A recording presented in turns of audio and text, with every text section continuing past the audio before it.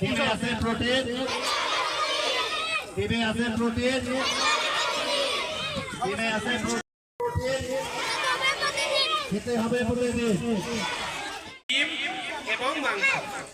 আমরা বলছি প্রতিদিন স্কুলে আসার আগে খাওয়ার সময় একটি করে ডিম খেতে হবে।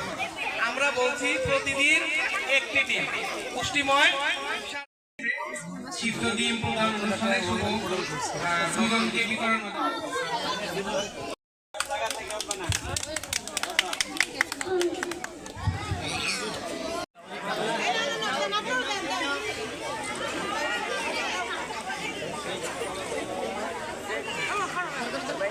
ওদিকে কেউ যাচ্ছে না, ওদিকে আছে,